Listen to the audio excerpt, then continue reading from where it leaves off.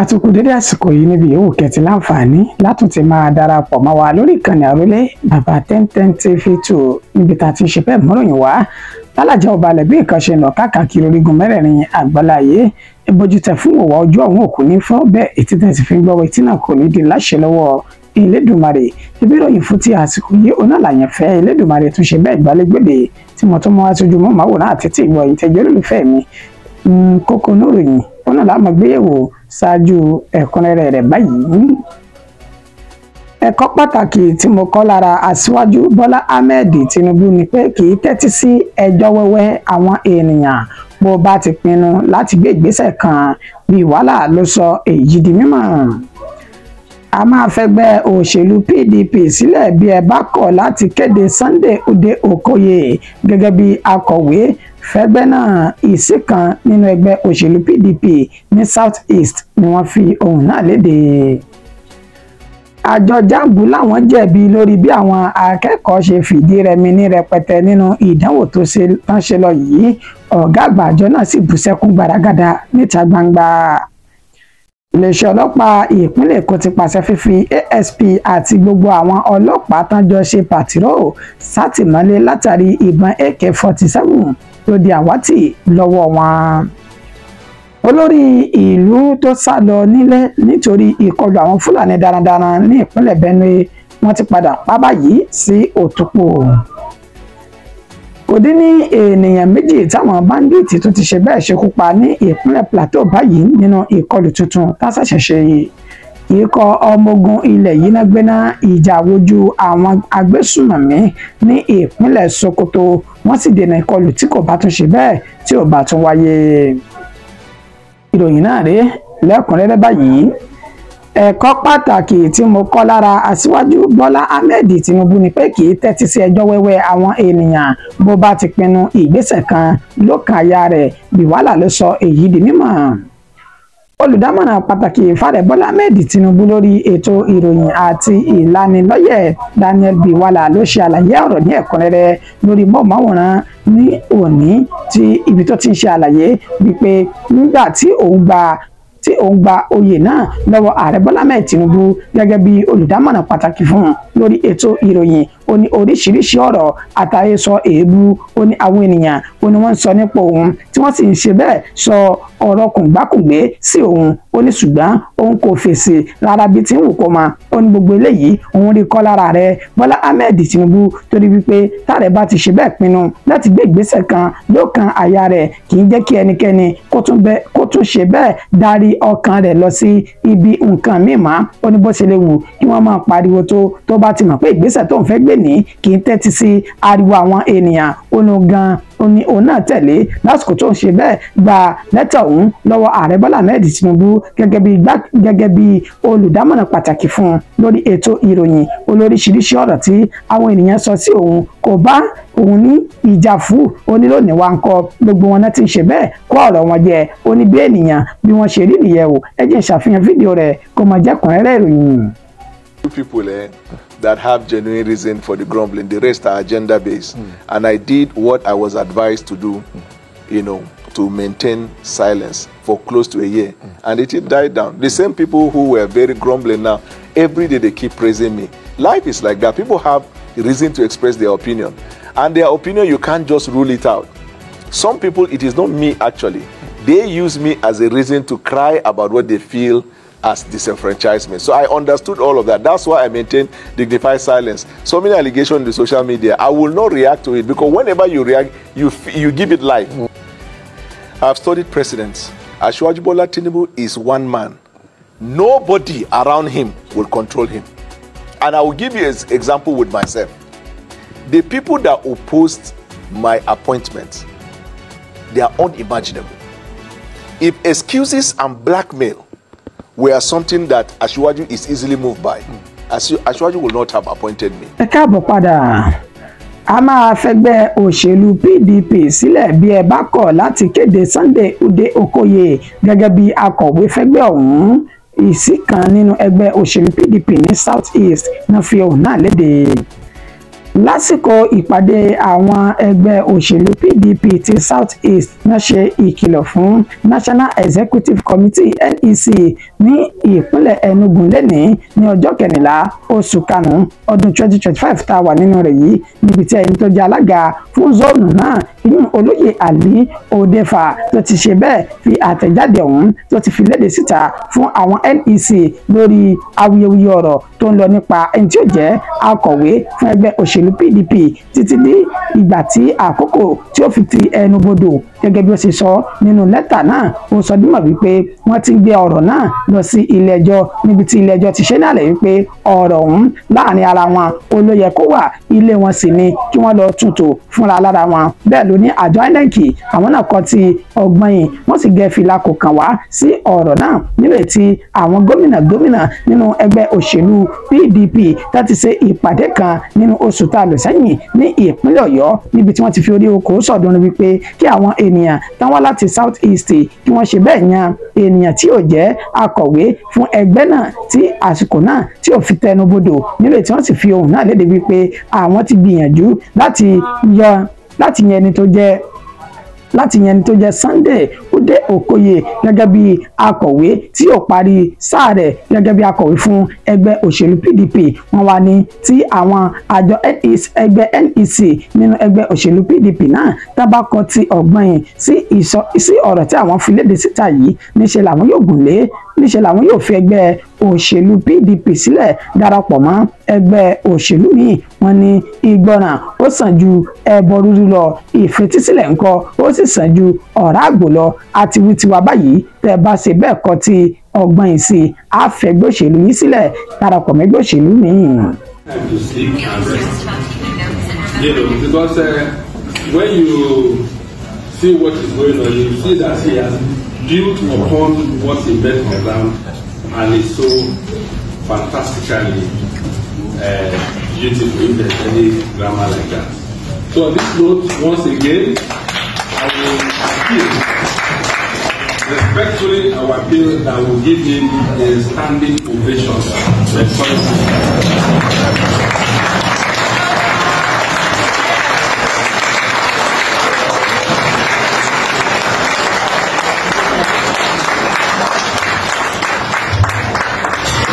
Thank you, sir.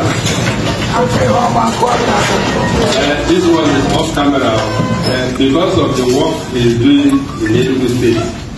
Anything we give us, we will say thank you, sir. All right, back straight to business. Having said this, I would like to hand over. Àjọ Jambu sọ di mímọ̀ pé àwọn jẹ̀bi lórí bí àwọn akẹ́kọ̀ọ́ ṣe fìdírẹmi ní rẹpẹtẹ nínú ìdánwò náà. Ọ̀gá àgbà àjọ ọ̀hún ó sì bùṣẹ́kù gbaragada ní èní. Pẹ̀lú bí èsì ìdánwò Jambu tí ó ṣe tán ṣe lọ sẹ́yìn yìí bí ó ṣe jáde nílé èyí tí ọ̀pọ̀lọpọ̀ àwọn akẹ́kọ̀ọ́ èyí tí òǹkà wọn lé ní 1.5 million tí wọ́n ní wọ́n ṣe bẹ́ẹ̀ fìdírẹmi nínú èsì ìdánwò ọ̀hún, níbi tí wọ́n ti ṣe ní àlàyé lẹ́ni láti ọ̀dọ̀ ẹni tó jẹ́ ọ̀gá àgbà àjọ ọ̀hún ọ̀jọ̀gbọ́n Isiaki Olóyèdè, níbi tó ti ṣe ní àlàyé ó mọ̀ sọ́júmọ̀ wípé àwọn ti rí ibi tí àṣìṣe ti wà, bẹ́ẹ̀ ni àìṣedédé àwọn ó ṣe àkóbá fún ìjákulẹ̀ àwọn akẹ́kọ̀ọ́ tí wọ́n fi ìdírẹmi, níbi tí ó ti ṣe ní àlàyé pé àwọn làwọn jẹ̀bi ọ̀rọ̀ ó sì sọ́júmọ̀ wípé àwọn akẹ́kọ̀ọ́ èyí tí òǹkà wọn jẹ́ 379,997 ó ní wọn yóò tún ìdánwò Jambu náà tí wọn yóò tún ṣe. Lásìkò tí ń sọ ọ̀rọ̀ yìí lọ́wọ́ lomi ẹkún bá gbọ́n ó sì bú sẹ́kún gbaragada látàrí pé ó ní àwọn làwọn jẹ̀bi àwọn akẹ́kọ̀ọ́ náà, pàwọn akẹ́kọ̀ọ́ ní kì í ṣe ọwọ́ àwọn akẹ́kọ̀ọ́ tí wọ́n fi ìdírẹmi, ó ní àìṣedédé náà ó ní ó ti wà. Níbi tó ti tẹ̀síwájú nínú àlàyé rẹ̀ ó ní ilé ìdánwò tí wọ́n ti ń ṣe ìdánwò ọ̀hún èyí tí òǹkà rẹ̀ jẹ́ 75 65 tí ń bẹ ní ìpínlẹ̀ Èkó wọn yóò tún ṣe ní ìpínlẹ̀ náà. Bẹ́ẹ̀ ló tún sọ dímọ̀ wípé 92 èyí tó ń bẹ ní Owerri zone tí ó kó ìpínlẹ̀ 5 ọ̀tọ̀ọ̀tọ̀ tó kó sínú ní South East tí ń ṣe ilẹ̀ Biafra, ó ní àwọn náà wọn yóò tún ìdánwò náà wọn yóò tún ṣe. ó wá rawọ́ ẹ̀bẹ̀ sáwọn akẹ́kọ̀ọ́, òbí àti alágbàtọ́ wípé kán má bínú àìṣedédé àwọn wọn ló ṣe bẹ́ẹ̀ ṣe okùnfà fídíò rẹ̀ lórí belenja ńkọ́ ẹ̀jẹ̀ mọ́ wa. Once again, we apologize and assure you that this incident represents a significant setback for the first. We remain committed to emerging stronger in our core values of transparency, fairness, and equity. Ẹ káàbọ̀ padà. Iléeṣẹ́ ọlọ́pàá ìpínlẹ̀ Èkó ti pàṣẹ fífi ASP àti gbogbo àwọn ọlọ́pàá tán jọ ṣe pàtírò sátìmọ́lé látàrí ìbọn AK-47 ètò di àwátì lọ́wọ́ wọn. Ọlọ́pàá tó jẹ́ Assistant Superintendent of Police àti gbogbo àwọn ẹ̀mẹ̀wà rẹ̀ tán jọ ṣe pàtírò tán wà ní ẹ̀ka ti iléeṣẹ́ ọlọ́pàá Sùúrùlérè ní ìpínlẹ̀ Èkó ó ní wọ́n sọ dímọ̀ wípé ní 30 oṣù kẹrin ètò àlòsẹ́yìn ni wọ́n wà ní abẹ́ bíríìjì tó ń bẹ ní ojú ẹlẹ́gbà níbi tí wọ́n ti ń ṣe stop and search ní àkókò ọ̀hún ni wọ́n ṣe ní àlàyé láti ọ̀dọ̀ ẹni tó jẹ́ kọmíṣánná olófin ìròyìn náà tó ń fi léde níbi tó ti ní wọ́n ti bẹ̀rẹ̀ ìwádìí lórí ọ̀rọ̀ ọ̀hún nínú àlàyé tí wọ́n ṣe wọ́n ní lásìkò tán wà ní abẹ́ bíríìjì ọ̀hún tí wọ́n ń ṣe stop and search fáwọn ọ̀kadà tí wọ́n ń kọjá àti mọ́tò òun ni wọ́n dá ọ̀kadà kan dúró tí wọ́n sì fẹ́ ṣe bẹ́ẹ̀ tí páńpẹ́ òfin mú ọlọ́kadà ọ̀hún ṣùgbọ́n sí ìyàlẹ́nu níṣẹ́ náà ni wọ́n já ìbọn AK-47 tó ní ọta ìbọn nínú wọ́n jágbà lọ́wọ́ ASP Lucky Ebalumemfo ní ìpínlẹ̀ Èkó ọ̀hún láti ìgbà náà sì ti ṣe ìwádìí bí ìbọn náà ṣe di sámúra ṣùgbọ́n títí bẹ̀rẹ̀ àkókò tá a fi ń kórè yín jọ wọn ì tí mọ ibi tí ìbọn ọ̀hún tó fi orí mù sí fún ìdí èyí wọ́n wá ní kí ASP náà àtàwọn ẹ̀mẹ̀wà rẹ̀ tí wọ́n jọ wà ní pàtírò lọ́jọ́ tí ìṣẹ̀lẹ̀ láabi náà tó ṣẹlẹ̀ sí wọn wípé ká wà ní àtìmọ́lé ká lè máa ṣe ìrànlọ́wọ́ fún wọn lórí ibi tí ìbọn AK-47 tó fi orí sọlẹ̀ sí bákan náà ló ní nínú ìwádìí tí àwọn ṣe àwọn ti fi páńpẹ́ òfin mú afurasí tórúkọ rẹ̀ jẹ́ Mustapha Abubakar ẹni ọdún 19 tí wọ́n jọ mọ̀ sí ọ̀rọ̀ ọ̀hún á ní ṣùgbọ́n títí di àkókò tá a fi ń kó ìròyìn jọ wọn kò tí ì mọ ibi tí ìbọn AK-47 tó fi orí mù sí àti ibi tó sọlẹ̀ sí fún ìdí èyí kán sì wà ní àtìmọ́lé náà o láti máa ṣe ìwádìí lọ. Olórí ìlú tó sá lọ nílé nítorí ìkọlù àwọn Fúlàní darandaran ní ìpínlẹ̀ Benue wọ́n ti padà ṣekú pa báyìí sí Òtùpò. Gẹ́gẹ́ bí àlàyé tí ọmọlé ìgbìmọ̀ asòfin tó ń ṣojú apá àti Àgàtú ní ìpínlẹ̀ Benue ìyẹn Ojema Ojotu èyí tó ṣe àlàyé pé olóyè Adéjọ èyí tó jẹ́ olórí nínú ìlú tó pè ní Odigeho ní ìpínlẹ̀ Benue ó ní wọ́n ti padà ṣekú pa báyìí sí Òtùpò gẹ́gẹ́ bí ó ṣe ṣe ní àlàyé pé olórí ìlú náà ó ní ó sàsálà fún ẹ̀mí rẹ̀ ní ìjọba ìbílẹ̀ ọ̀hún látàrí bí àwọn Fúlàní darandaran wọ́n ti ń ṣe ìkọlù ní gbogbo ìgbà àti gbogbo àsìkò èyí tó mú ìbẹ̀rùbojo sí ọkàn oníkúlùkù olórí náà sá lọ sí ìjọba ìbílẹ̀ Òtùpò níbi tó ní ọ̀pọ̀lọpọ̀ oko yanturu sí wọ́n sì ṣe ní àlàyé pé lásìkò tó wà ní inú oko náà ó ní àwọn ènìyàn ọ̀hún ni wọ́n lọ ṣe bẹ́ẹ̀ ṣekú pa sí inú oko pẹ̀lú arákùnrin kan ètò orúkọ tẹ̀ náà jẹ́ Jeremiah ẹni tó jẹ́ ọmọlé ìgbìmọ̀ asòfin ti ìpínlẹ̀ Benue yìí ó ṣe àwọn àlàyé yìí lórí mọ̀máwòrán TVC lásìkò tán ní ìtàkùrọ̀sọ pẹ̀lú rẹ̀ nígbà tí ó ṣe ní àlàyé pé ẹ̀mí àwọn ènìyàn ní ìpínlẹ̀ Benue ó ní kò jámọ́ kankan mọ́ lọ́dọ̀ àwọn Fúlàní darandaran tó lójoojúmọ́ ó ní wọ́n ń ṣọṣẹ́ bẹ́ẹ̀ náà ni wọ́n ṣe ní àlàyé pé ọ̀gọ̀rọ̀ àwọn ènìyàn náà ti fi ìlú sílẹ̀ tó ti kálukú tó ti kó gangara rẹ̀ tá sì ti bẹ́ẹ̀ ṣe wọn sọ̀rọ̀ lọ sí ilẹ̀ bòmíì tí àlàáfíà tí ó wà fídíò bí ó ṣe ṣe àlàyé ọ̀rọ̀ ọ̀hún ọ̀bẹ̀ǹbì ẹ̀jẹ̀ sáré mọ́ wa. So generally Benue State is actually badly heated and there's a high level of insecurity. Life of human being has no value. And then people are dying, and then nothing seems to significantly is being done to, arrest the situation. And the case is not different in my own immediate constituency of Apaga to federal constituency where I come from.